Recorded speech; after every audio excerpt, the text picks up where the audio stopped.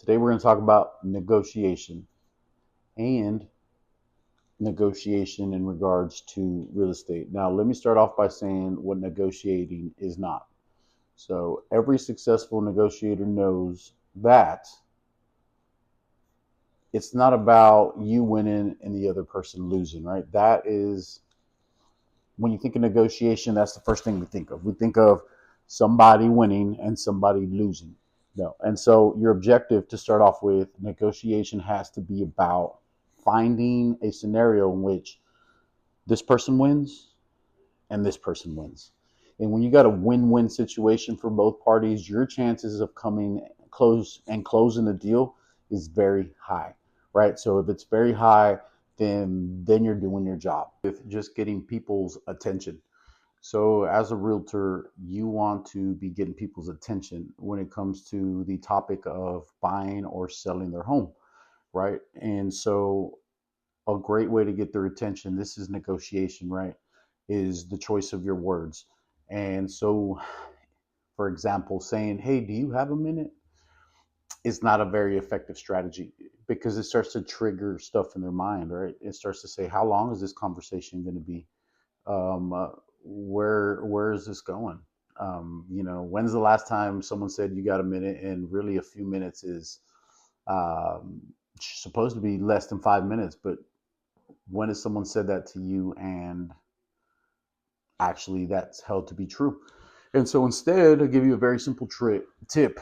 You use a term that's like, "Hey, is this a bad time?" And it's going to draw two answers. So it's either going to be like, "No, it's not a bad time." Then you got their attention. Keeping their attention, that's another subject.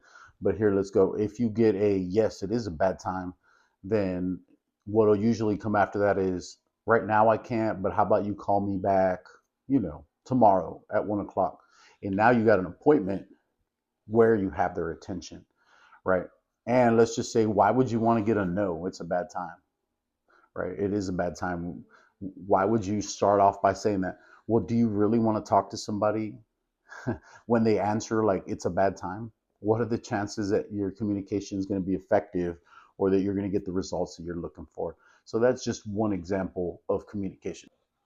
Second tip, um, usually when you're in sales, right, we're always trying to pitch, and the end goal is to get a yes. But in reality, with a yes comes many different thoughts in people's minds. And so, in reality, instead of focusing on getting a yes, you should convert your questions into getting a no, because people feel they can trust you. People feel more confident when they're able to say no than when they say yes. And so, what does that sound like? It sounds like this. It would sound something like this. Is it a ridiculous idea if I were able to sell your home in 2 months for the price that you want, the number that you're looking for after costs? And you just wait.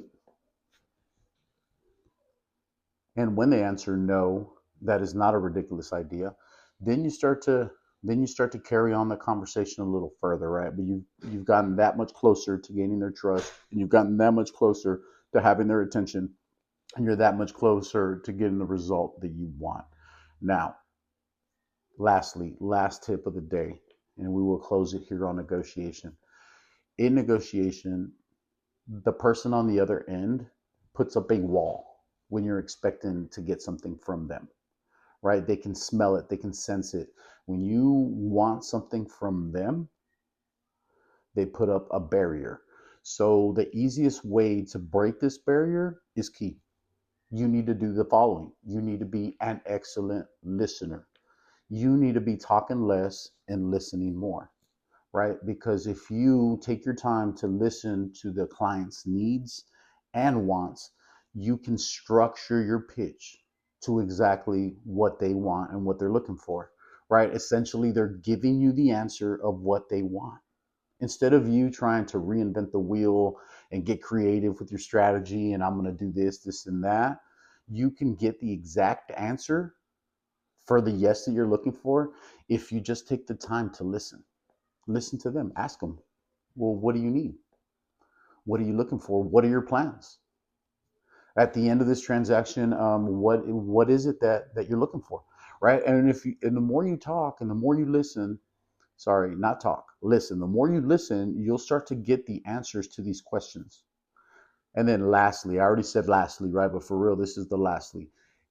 Once you gather this information, don't try to close them on the first phone call. Establish a connection with them. Establish a rhythm with them. Establish, tell them I'm going to call you, next Monday. 7 days from today, I'm going to call you around the same time. Thanks. Bye bye. Give them some time to marinate. Give them some time to think, and then do what you say, right? And then you follow up again and you listen to the second conversation. And then by the third time you call, this should be your closing strategy. On that third phone call, right? Tell them again, I'll call you in so many days at this time, and do what you say. And then after that, usually on the follow up is when you'll find yourself in a win.